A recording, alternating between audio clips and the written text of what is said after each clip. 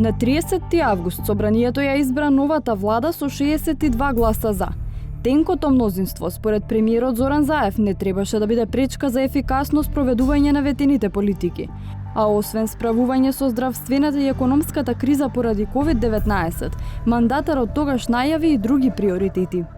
Уште во првите месеци од мандатот, новата влада ќе обезбеди механизми за структурни реформи во јавната администрација, но и во делот на владење на правото, преку прочистување на судството и градење силна, независна правна држава.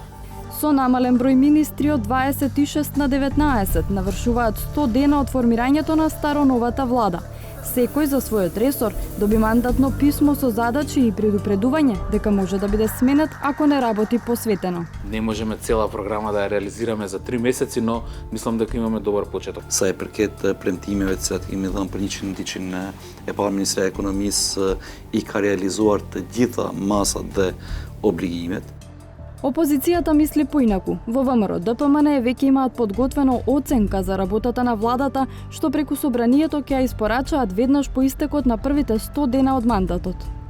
Ние побаравме оставка од премиерот Заев, тој за жал не ја дава и затоа поднесуваме прашања за доверба на владата.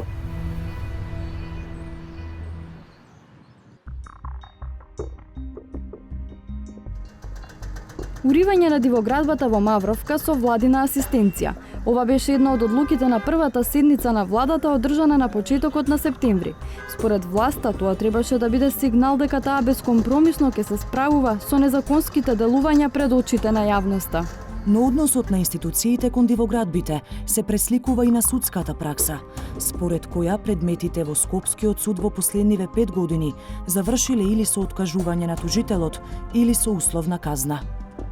Новиот министер за правда вети дека во првите 100 дена од мандатот ќе биде подготвен модел за прочистување во правосудството, кој треба да ја зајакне одговорноста на судиите и обвинителите кои намерно застаруваат предмети. Постојано велите во завршна фаза е овој период. До каде и зошто досега не е готов тој модел? Не е готов затоа што не се истечени се уште деновите, меѓутоа и затоа што се подготвува интензивно. Можам да ви уверам дека до крајот на годината ќе биде до 30 декември очекуваме да биде усвоен и објавен, усвоен од судскиот совет, советот на јавни обвинители и советот за судски реформи на владата.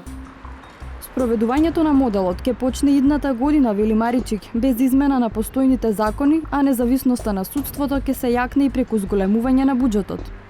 Јас верувам дека сме во можност наредната година да ги решиме прашањата за платите на судиите, платите на јавните обвинители, платите и сите други придобивки и бенефиции на судските службеници и јавно-обвинителските службеници и секако решавање на проблемите на судската полиција и затворската полиција. Ние се решивме за еден етапен пристап, кој што го договоривме заедно со судските власти и со јавно-обвинителските власти, а тоа е од средината на наредната година да започне етапно зголемување кое што до 23-та година ќе не доведе до овие законски проценти, а тоа е 0,8% од бруто домашниот производ во судството и 0,4% од вкупниот буџет во јавното обвинителство.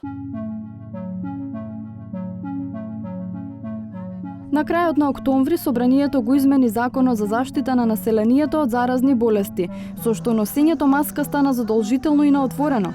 Мерката стапи на сила во екот на есенскиот бран на коронавирусот, кој донесе рекорди во бројот на заразени и починати. Според бројките на Институтот за јавно здравје, на крајот на јуни во болница биле 354 COVID-19 пациенти.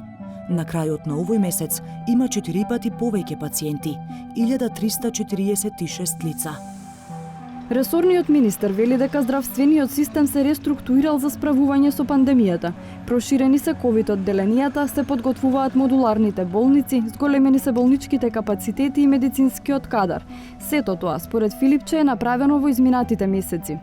Се обезбедија над 150 дополнителни кревети на интерните клиники. После 60 години заврши реконструирањето на интерните клиники, еве сега е во завршната фаза, меѓутоа со целосно нови ходници и проток на пациенти за потребите за третман од COVID. Понатаму се обезбеди огромна количина на рапид тестови, се зголемија капацитетите за тестирање.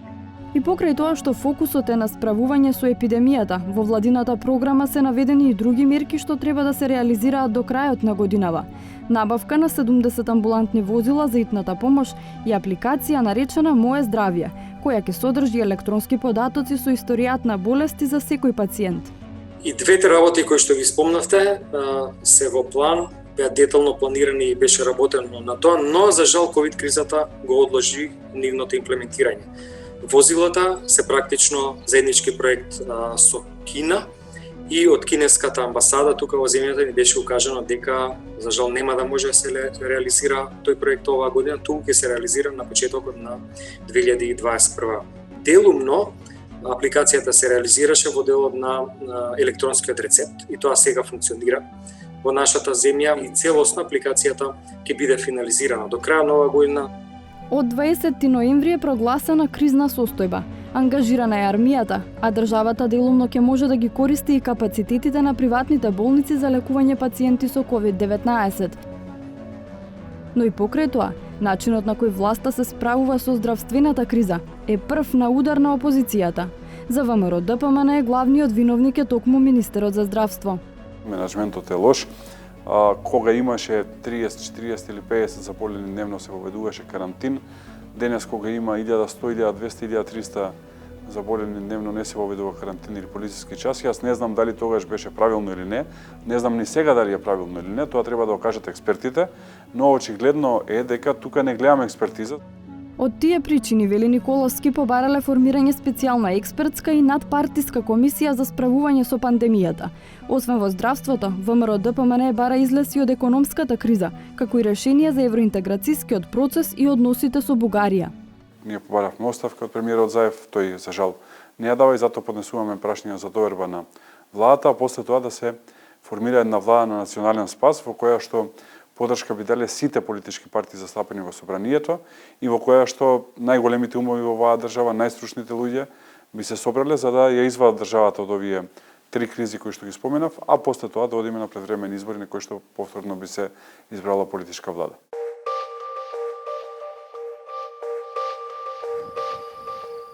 Справување со економската криза беше уште едно од ветувањата на премиерот Заев во експозето при изборот на новата влада. Така наречениот четврт пакет мерки тежи 470 милиони евра и во најголем дел ги опфаќа туристичко-угостителските дејности. Министерот за економија тврди дека немаат заостанати обврски, а тоа што го одложиле за идната година е пренаменето за справување со корона кризата. Më se e qartë dhe evidente se nuk janë realizuar disa masa të parapara me buxhetin e vitit 2020, kryesisht masat cilat dalin nga programa për rritjen e konkurrentshmërisë, inovacionit dhe sipërmarrësisë, por njëkohësisht edhe masat cilat kanë të bëjnë me efikasitetin energjetik, po atë të njëjtat mjetje janë redestinuar për ndihmën e kompanive me vetëm qëllim që ta tejkalojnë krizën sa më lehtë, të ruajnë vendet e punës, por njëkohësisht të rritet edhe likuiditeti i tyre. Имало некој пат некоја администрација во тој момент на почетокот. После тоа Бугарија се дига заедно со антифашизмот, се бори за слободата, за демократијата и апсолутно е дел од антифашистичкиот фронт. Бугарски и македонски војски ослободуваат територии на, знаеме, Крива Паланка, Куманово, целиот регион, Скопје и во целиот овој дел. И тоа е еден убав дел од нашата историја кој што не прави да бидеме уште поединствени или слично. Ова интервју го одбележа крајот на првите 100 дена од владата Заев 2. Тоа на премиерот му донесе многу главоболки дома, а не беше доволно да ја одобровали владата на Борисов и Каракачанов да ја крене блокадата за Македонија во Европската унија. Ако не се случи чудо во последен момент, остварувањето на владиното ветување за одржување на првата меѓувладина конференција се одлага најрано за напролет, по парламентарните избори во Бугарија.